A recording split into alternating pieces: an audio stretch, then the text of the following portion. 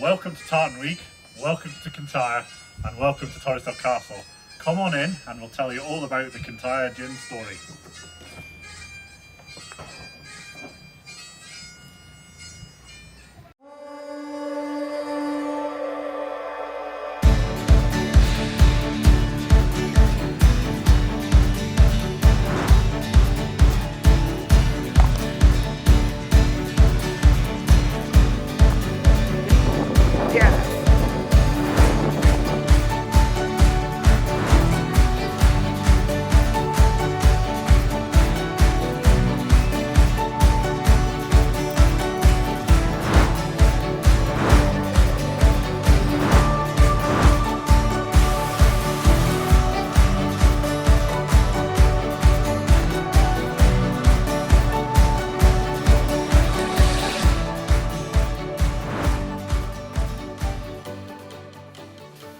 I'm Emma Macalister-Hall, and together with Niall, my husband, we are the directors of Beinn Distillers, makers of Kintyre gin.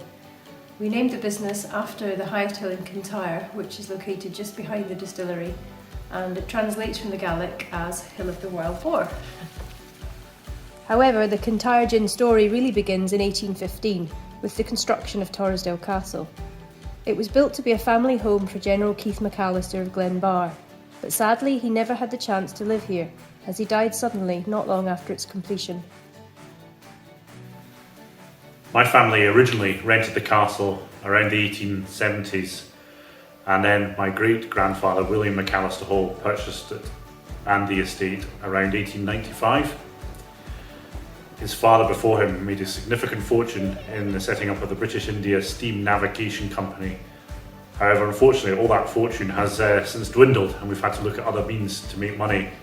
My parents started up a self-catering business, and myself and Emma have carried that on, but we still needed something bigger to help pay the bills, and that's where the hydroelectricity comes in. In 2015, we installed a 99 kilowatt hydroelectric scheme on the estate, which is fed from a small weir above the former farm buildings. A shed houses the turbine, which turns the water into electricity, then releases it back into the stream.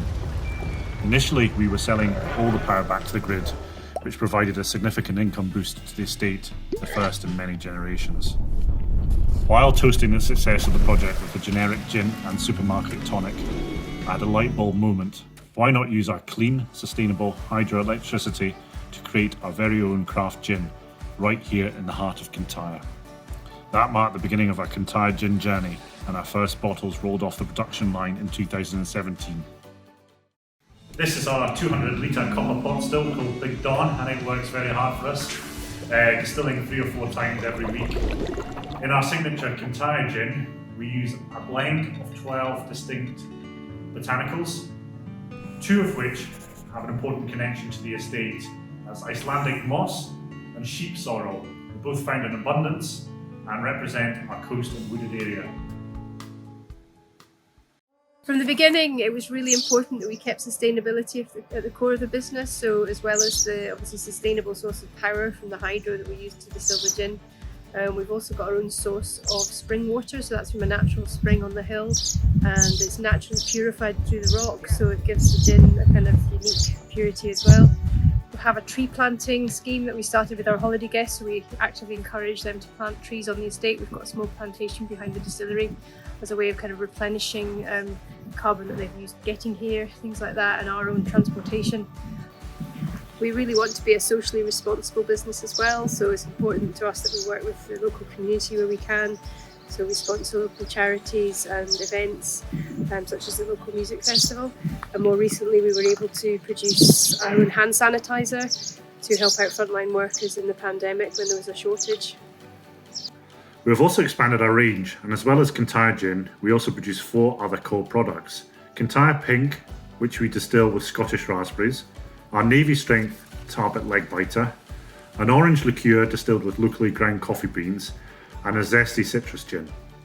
More recently, we have purchased rum casks from the Caribbean and have bottled a 10-year-old Barbados rum and a 3-year-old Caribbean blend.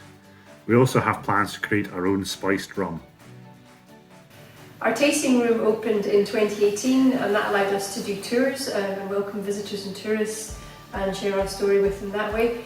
And they were really popular, so that kind of led us thinking, how else can we attract visitors up here? So we decided to do an extension to the farmhouse. That was in lockdown last year, so we've now got a gin school, purpose-built gin school, and we decided that it would be a good idea to also incorporate a cafe so we could actually feed people when they come and visit us. So we hope to open both of those things in May when restrictions lift, and are really looking forward to sharing our story with even more people. We are really proud of what we've achieved to date, and we've got a good few ideas in the pipeline moving forward of what we can do in the future. Ultimately, it's about leaving a legacy, not just for our family, but for the community and ultimately the planet. We feel so blessed and so lucky to live in this amazing part of Scotland, and we love welcoming guests and telling our story, and we're really excited for things to sort of return to the new normal so we can keep doing that.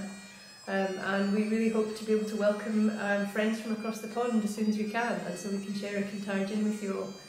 Slange! Cheers!